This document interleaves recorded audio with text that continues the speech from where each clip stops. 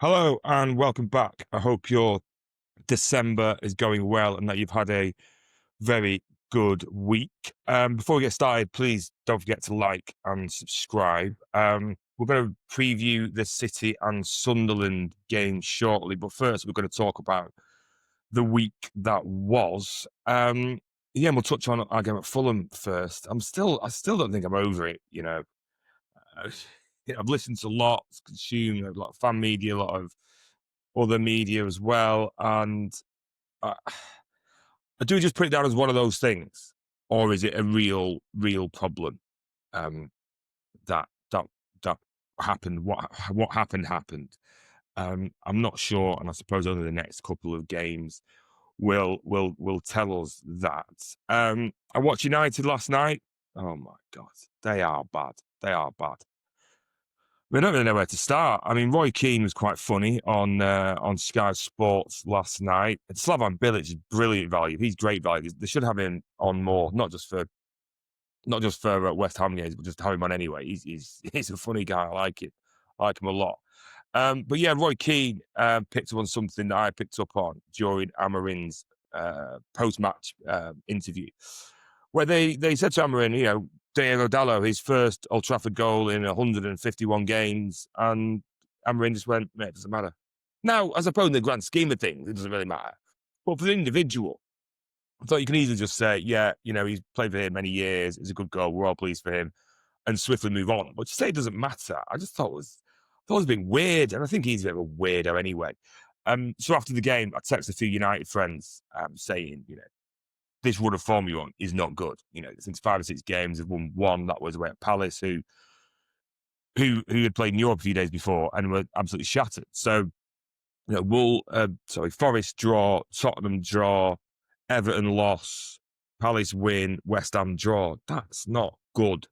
That's not a good run of form. And I think the fans are starting to turn on him. And they've got Wolves away next. Wolves have 2 points. 2 points. Wolves are bad. Wolves are very, very bad. And anything other than a comfortable win there, and he's going to be in trouble, isn't it? He's going to be in trouble. They've got some games over Christmas and New Year at home, which don't go well. It's late, it's dark, it's cold. People aren't happy. People don't want to be there anyway. Never mind being served up, the sort of stuff he's been serving up. So we'll have to see how that goes. They are currently 8th, which when I did the video with Julian, the United fan, he said they would finish 8th. That was his prediction, and to be in 8th would be enough to keep Amorim's job for the season. It's a tricky thing though, staying 8th, isn't it? Because you win a few, you go high, you lose a few, you go really, really low with the table being as tight as it is. So it'd be interesting to see what they do, but they haven't got a lot, have they? Mason Mount off the bench, Xerxes. Goodness me, there's not a lot happening there, is there? Where's that Sesko? Where's he? 70 million quid or 60 million, whatever it happens to be. I'm not sure about their squad. They've got the same team as last season and put in 2 Premier League players, 2 mid-table Premier League players in Mbeumo and Kuna, and said, off you go and improve us. And it's just not happening for them. And long may it continue. But that does make me nervous about us potentially buying mid-table Premier League players and inserting them into our team, hoping for a big improvement. But we'll have to see how that goes, won't we? We'll have to see how that goes. Hopefully, we need to do something in the window anyway, don't we? But we'll come on to that another time. Leeds and Chelsea. So that Leeds comeback against us wasn't a fluke after all, was it? They looked really, really good against Chelsea. Some cracking goals. Some really good goals. Chelsea, whilst they played reasonably well against Arsenal with 10 men, I thought they deserved a lot of credit for that. They're not up to it, are they? They're not going to win the league. They're not going to come close. Not even come close. They haven't got a keeper who's up to it. The 2 centre-halves, many of them, and I don't particularly rate them highly. The full-backs, good. I like Gusto and I like Cucurella. Midfield, Casado, he's banned for 3 games. That'll be important. 2 now. Fernandez, decent enough. Wingers, I'm not really having any of them, really. Pedro Neto, he's pretty good. But that's it, isn't it, really? I mean, the forwards, the lap, João Pedro. Nah, I'm not having it. I know Cole Palmer takes a good penalty and all that, and he's obviously a good player, but he's not enough. So no, I think they're comfortable top four though. I don't think that's a problem. But challenging for the league with that keeper, no chance. But Leeds look good. Look, good atmosphere, and they've got Liverpool at home at the weekend, so that will be good. And we'll come on to Liverpool shortly. And then with the Brighton Villa game, Villa play Arsenal tomorrow lunchtime. One of those places, and I'd rather Arsenal went there when it was dark rather than the daytime. But the fixtures are the fixtures. Villa's keeper might be missing. He missed the game Tuesday or Wednesday, whatever it was. He missed that game. The reserve keeper made a great save, but he looks a bit dodgy off corners, particularly at the start. So Arsenal will look to take advantage of that. But if Villa can get anything, can you see Villa beating Arsenal? I don't know. I can see a draw. I can't see Arsenal winning, but I can see a draw, and then we come next. So yeah, there's been a really interesting game. That really interesting game to see what Villa can do. Ollie Watkins, look, he knows where the net is, doesn't he? So give him a sniff, and hopefully he can do the business. So we'll have to see what happens. But Liverpool and Sunderland is the next one I want to talk about. Liverpool look gone.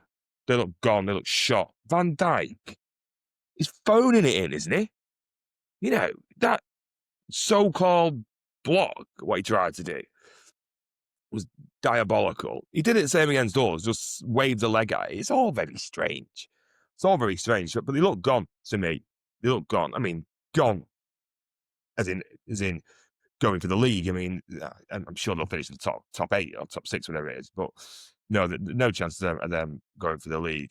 And they don't look right at all, do they? Whether it's the new players, whether it's the old players getting old, whether it's the atmosphere, whether it's Canate wanting a new contract, whether it's Vert's messing everything up, Isaac running around like a pub player.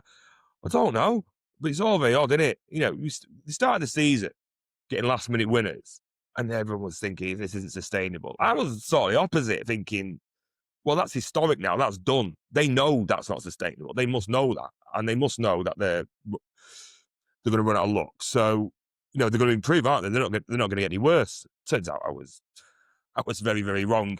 And on this occasion, I'm happy to be, because they could have got beat Sunderland at the end. I mean, the keeper did well to make him go wide, and Kay's obviously running back when he'll just come on. So he could have not run back really. But yeah, Sunderland look good, don't they? They're physical, they're direct. They look good. They look good, and they're going to cause us a lot of problems, I think, in terms of particularly set pieces. And like I said, they're quick, they're physical, they fancy it, they're confident. The manager is obviously doing something right, and they're all big boys as well, aren't they? They're all big boys, and ours are a bit wet. So it's going to be tricky. It's going to be very tricky tomorrow. So we'll come on to what do we want to see? Well, we don't want to see a repeat of Leeds and Sunderland, do we? A repeat of Leeds and Fulham. Well, in terms of the win's fine. It's the letting in multiple goals in second halves that's the problem. So we need to be solid. The chance creation against Fulham was good in the first half. It was okay against Leeds for a bit in the first half.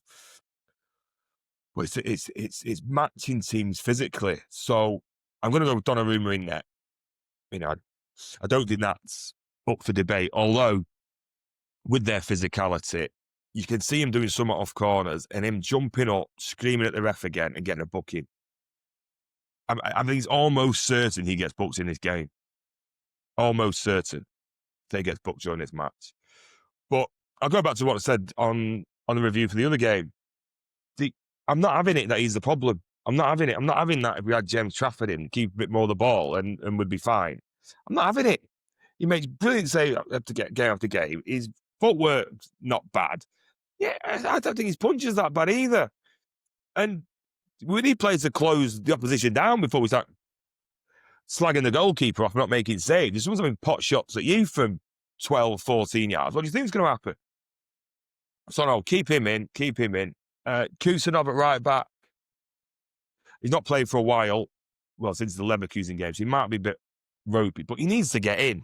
He needs to get in sharpish. So I'd get him in for physicality more than anything else. He's quick. He's decent enough on the ball, and I think he needs to play in Real Madrid on midweek anyway. So yeah, get him in. Get him in.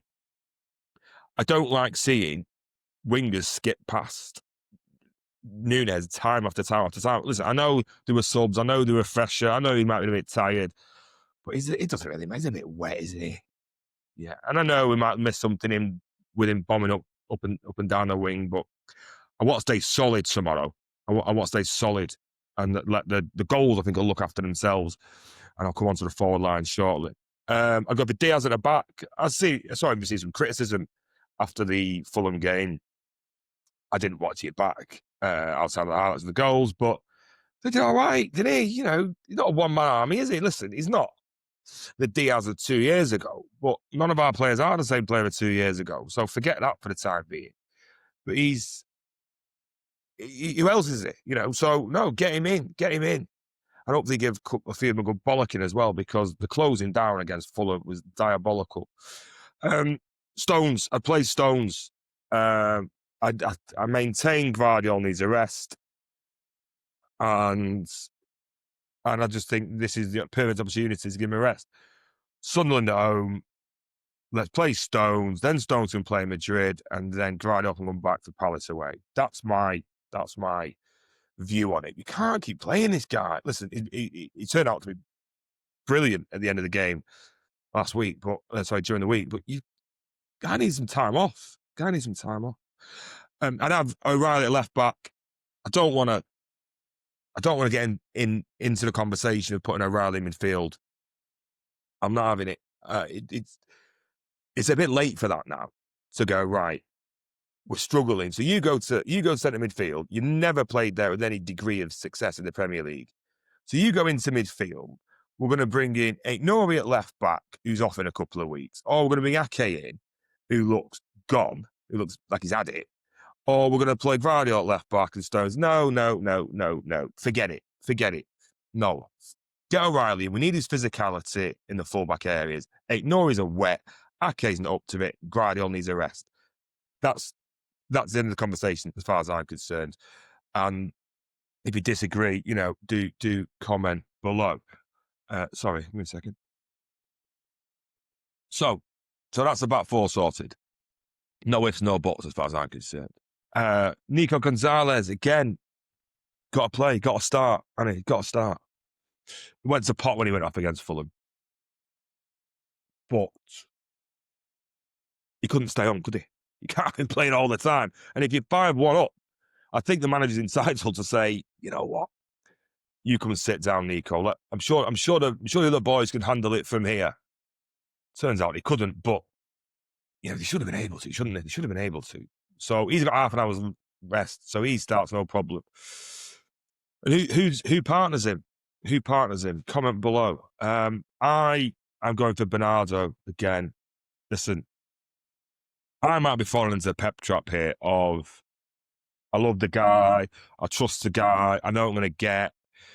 Might fall into the trap of last season of just play the old guys and it carries on. But I can't think of an alternative. I'm not having Nico and Reinders in centre midfield against Sunderland. No chance. Forget it. No. And I know Bernardo's not tall, but he gets in there. He can get stuck in. He can kick a few. He can wind a few up. He's not played since Tuesday.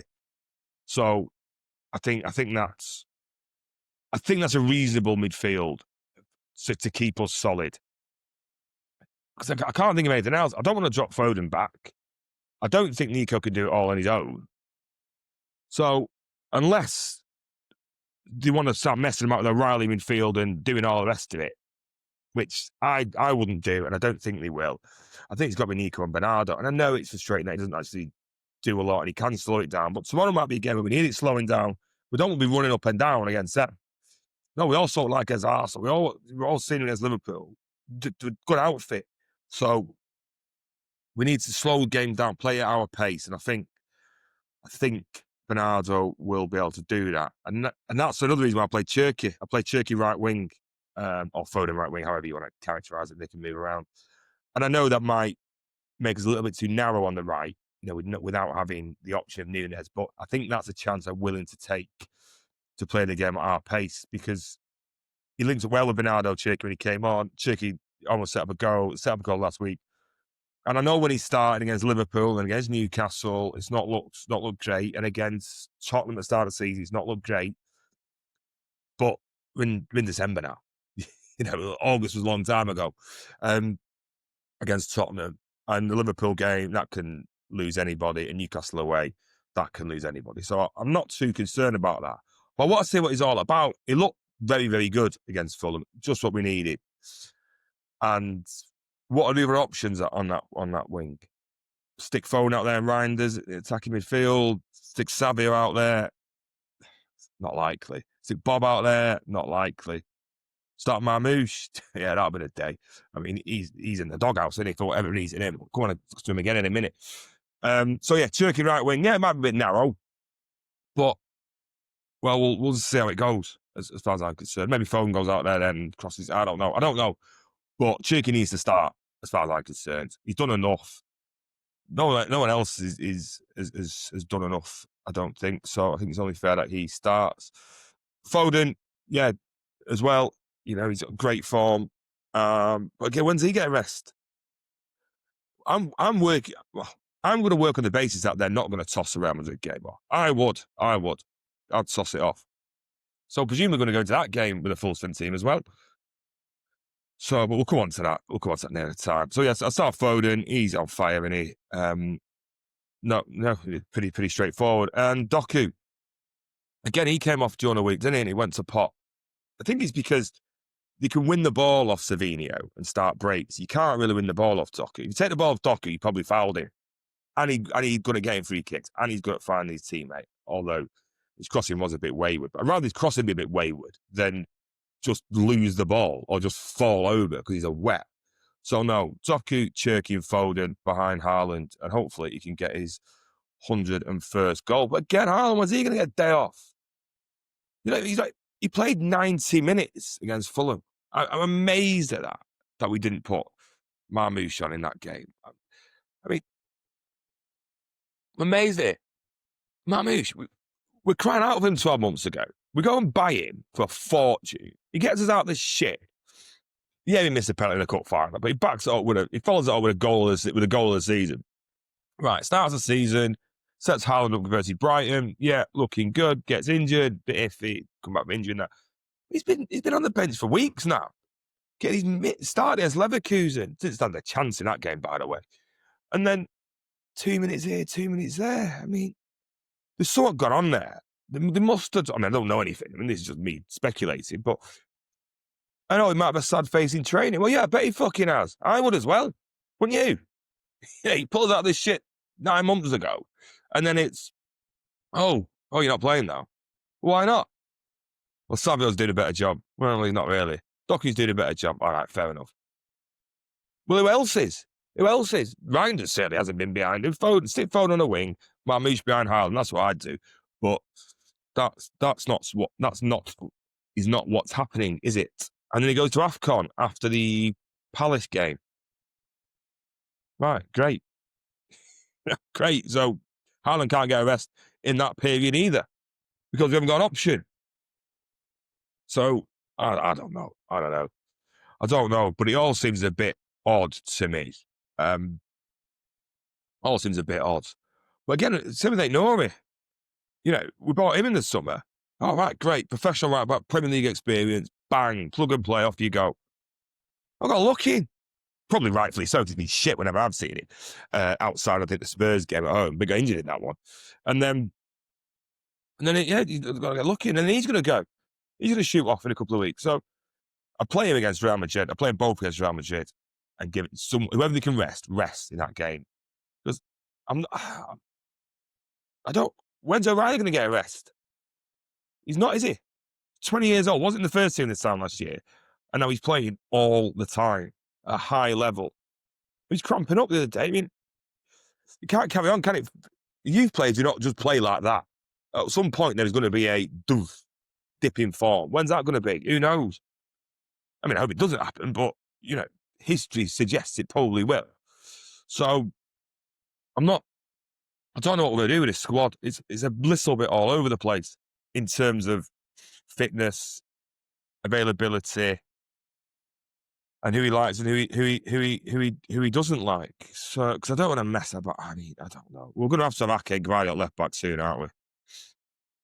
And that's Ake Gray at left back soon, but that's not going to be great either.